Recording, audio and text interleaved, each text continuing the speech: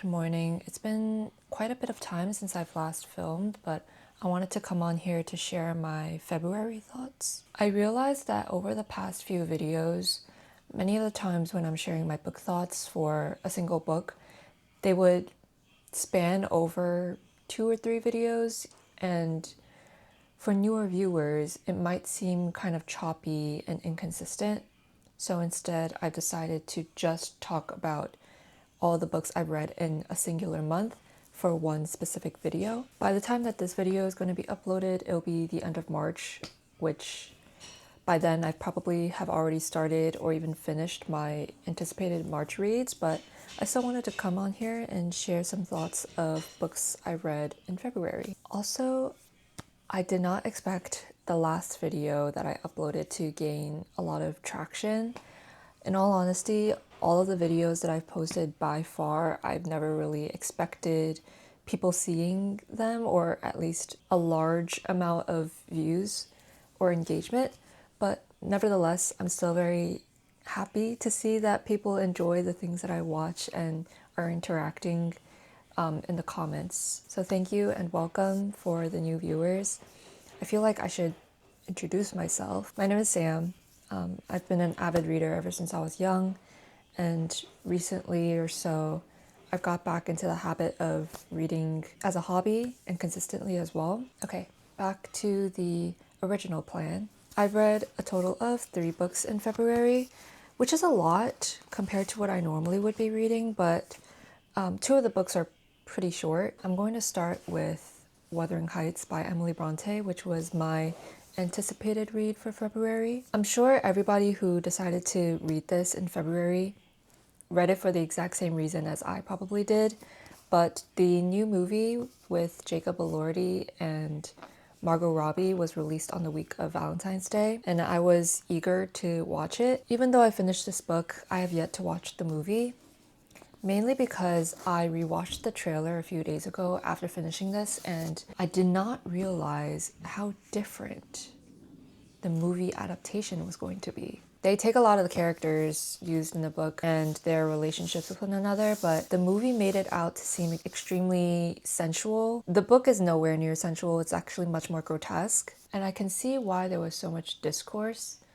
surrounding the movie prior to its release. Obviously, I can't really say much because I haven't watched the movie, and usually I'm not very picky with ratings, especially when it comes to movies. If it's good, then it's good. If it's bad, then I will know that it is bad. Nevertheless, I'm not trying to go on this long-winded spiel about the movie. This was great. I really enjoyed it. I can see why some people would either DNF it or even find it slightly distasteful, just because the characters and the plot are quite polarizing. One more thing about the trailer. They noted that Wuthering Heights was the greatest love story of all time, which I do beg to differ. I do not think that this book is a great love story to begin with. Instead, I would describe it as family saga fueled by toxic and revengeful love.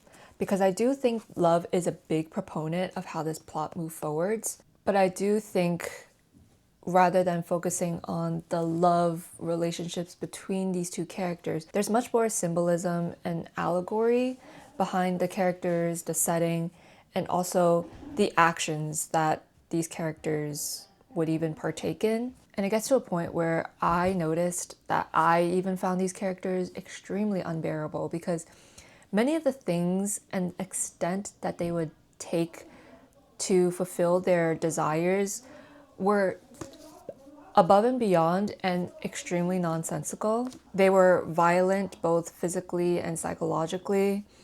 And surprisingly enough, it almost turned into this ghost story. Even throughout this book, there's this ghostly atmosphere.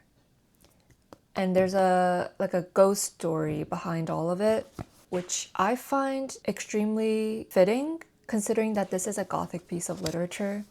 I would even put this around the same level as Rebecca by Daphne du Maurier. And would I recommend it? Sure. I will say that this is the type of book where You should try it out, and if it does not work for you, then so be it. I mean, I completely understand the reasoning behind why many people would either dislike this or left unread. And that is all for Wuthering Heights, a very long book thought. I'll keep the next two short, not only because they're really short books, but I want to get started on my work. So I read two Annie Ernaux's, one on my Kindle and one physical copy, both borrowed from the library. There were 4 books that I was interested in, but I picked up 2 of them. The one I read on my Kindle is called I Remain in Darkness, and the story is following her mother's battle with Alzheimer's. The way that the book is structured is in the form of diary entries, and these entries are made by Annie whenever she goes to visit the hospital of where her mother is staying at. But most importantly, I think Annie was more so of trying to display the reversal parental role. You can read through some of her entries. They seem extremely indifferent and also frustrated, even though Annie does have love for her mother and feels extremely saddened by her passing. The battle that her mother deals with Alzheimer's and also the interactions that her mother has at the hospital ultimately gave Annie no choice but to become a mother for her mother. Yeah, this is extremely raw and poignant. I would highly recommend giving this a read. It documents the last 4 or 5 years of her mother's life before her passing, and I think a year after her passing, or the same year of when her mother passed away. I also picked up The Other Girl, also at the library, and I'm not done with it yet. I am more than halfway finished, but I plan on reading the rest of this today. This one is a letter addressing to her sister. Annie's sister passed away at 6 years old. However, she's never met her sister before because Annie was born 2 years after her sister's passing. And this letter is so forthright, direct, and honest. From what I've read, it seems like Annie is more of a ghost than her own sister is, especially when she is interacting with her family members, her parents. Those are the books that I have read in February. I will be getting to The Unpassing by Chia Lin in March. I am gonna go do some work. I actually have way more updates to share, but I don't want to fit it all into this one segment, so I'll be back.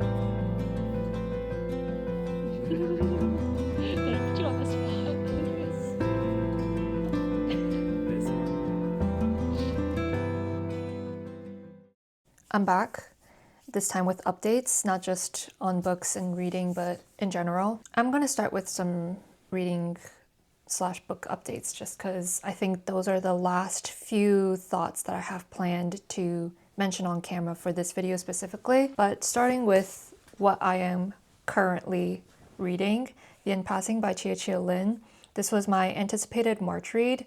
However, I DNF'd this several days ago. I did make it past the halfway mark, but it was just getting extremely tiresome to read. I was getting bored, and in all honesty, the plot and the characters just did not resonate with me, and I couldn't connect well with them. From the blurb, it sounded extremely interesting and definitely something that I know I would like, but then the moment I read it, the pages just went on and on.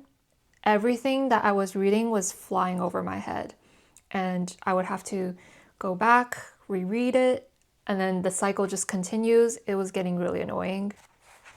Yeah, I don't know. It just did not stand out to me the way that I thought it would. I did have some expectations on how this book would play out after reading the blurb, and I think because I was reading it with those expectations in mind, I naturally became disappointed. And I hate to say that because I'm sure the author had a specific way in how she was, or how they were interpreting the story or telling the story. I definitely want to revisit this in the future though. It might just be my reading experience for the time being. I did, however, pick up 2 books from the library. I'm reading one currently on my Kindle, and I have another book on hold. It's still at the library, or still making its way over to my home library. So once I get the email saying that it has arrived, I'll go pick it up. I'll mention those probably in the next video because I do have a lot of thoughts on what I'm reading currently, and I don't want to make this video any longer. So I'll leave that for another time. And then the other thing I wanted to mention was the Wuthering Heights movie. I did end up watching it several days ago, I think 3 nights ago, and I don't hate it. I really liked the cinematography. I also really liked the costume designs. Oh my god. Everything was just very visually pleasing. I also loved how they brought in a lot of the symbolic and allegorical characteristics from the book to the movie, especially when they were depicting Thrushcross Grange estate with Wuthering Heights. I thought that was done splendidly well. It was exactly how I had imagined the place to look like when I was reading the book. I think they captured the atmosphere of the book extremely well. Aside from the casting and then the plot interpretation fiasco, it wasn't too terrible.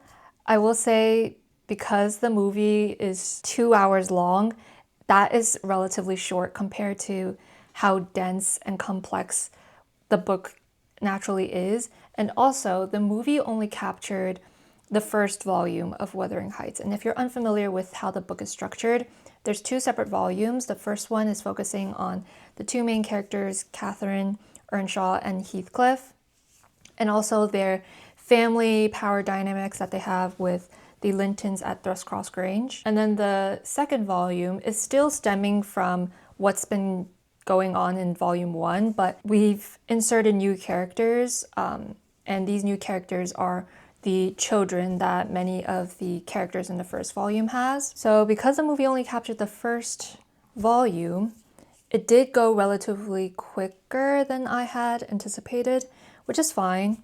I mean, you could only fit so much into a 2-hour time segment. Some other general updates.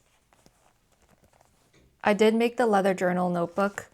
I had shown like a prototype, a paper prototype. I think I posted that in the last video.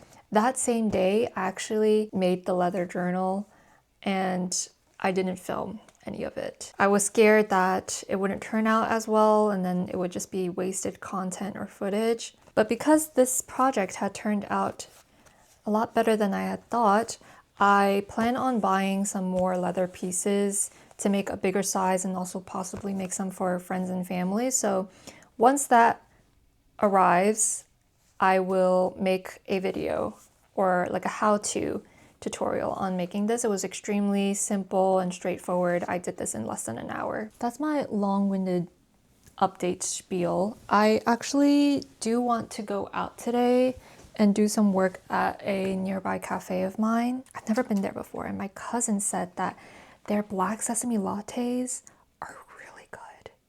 So now I'm extremely eager to try it out.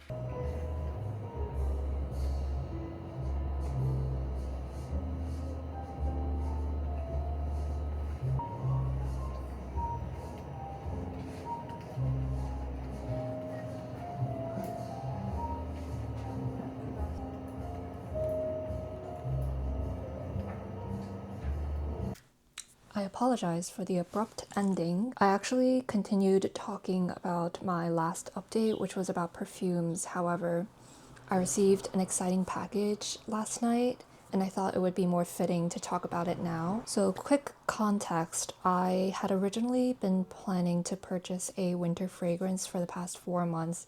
I've had several contenders, but I've never went about purchasing. I did stop by a Korean perfume house called Aloria. They had a flagship in Soho. They were doing an archive sale, 30% off on all of their full-size fragrances. So I went to go check it out. I went in there with the mindset of looking for winter perfumes. Long story short, I was really indecisive between two perfumes. Purchased a spring perfume, quickly regretted it, exchanged it on the spot to the other perfume I was more familiar with, which is suited for the colder seasons. And the moment I got back home, there was a reason why it was so familiar to me, because it smelled identical to a perfume I already owned. I think because they had a very similar scent profile, I didn't want to keep them together, so I went back 2 days later to see if I could exchange it back to the perfume I had originally purchased, but it was sold out. So I returned it altogether. It was a really cool experience. The sales associate was super patient with me.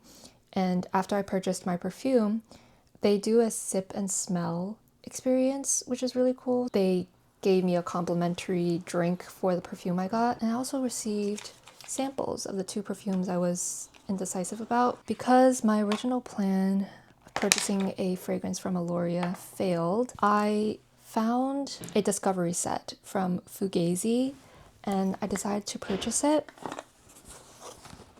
I was trying to stop myself from smelling any of this because I wanted to film my first impressions on camera, but last night I couldn't help myself and I already tried their newest perfume, Cloud 9. I believe this actually comes out or releases today. It smelled so different from what I thought it would be. I thought it would be much more musky, but it's extremely woody. It's a nuanced oud scent. I thought that this would be one that I would like a lot. This might be more suitable for my sister, so I might give this one to her. And then I do have 7 more to test try with you all, so let's do that together. So this is Born to Stand Out. I believe they did like a collaboration. So they have their own collaboration perfume with Fugazi, and that one is called Fugazi. Bergamot Geranium.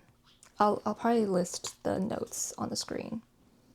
Okay, this seems like it'll be kind of like a bright woody scent. Maybe even kind of ambery since it has amber and leather. And pepper, interesting, okay.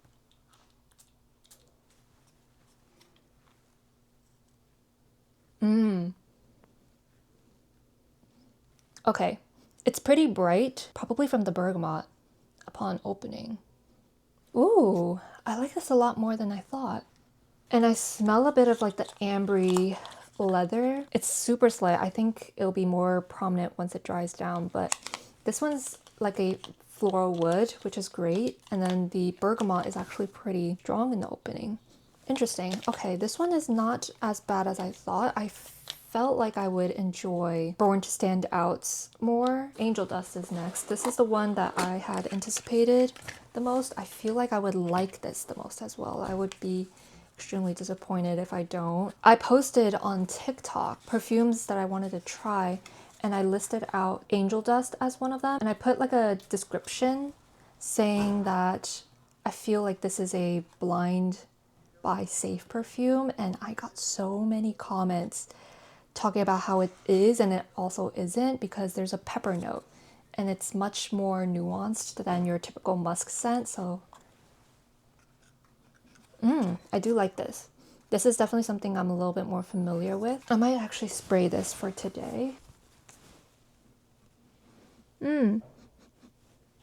Oh, they have I feel like Fugazi has a pretty similar scent profile. They have a very distinct one. It's this very woody quality. Oh, I do like that. This is like a sweet musk scent.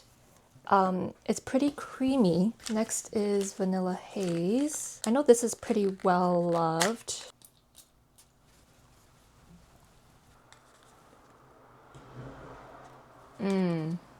I said I've been trying to open up to gourmands, which is true. I've been really liking gourmands recently, but I don't know how I feel about this one. It definitely smells like a sweet treat. Like at a bakery. Creme brulee. Very interesting note. Magic mango. Oh. Ooh. Whoa. Ooh. This one's interesting. I don't think I would ever purchase or even imagine myself smelling like this. Okay, this is very tropical for sure. Very fruity. I probably would imagine it's the green mangoes.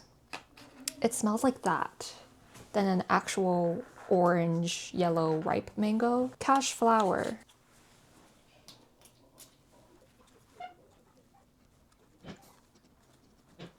This doesn't smell like rose to me that much. That does not smell very rose-like. It's actually much more synthetic, like synthetic rose. I don't know if I liked that one too much. Thirsty. This one's a fig perfume. Oh, this smells like men's cologne. Green and woody. And I get more apple than I do fig. This is pretty masculine leaning, which I also don't mind, but it's not exactly what I'm looking for right now. Last but not least, passion fruit. Ooh, ginger. Okay, this I might be the most intimidated by.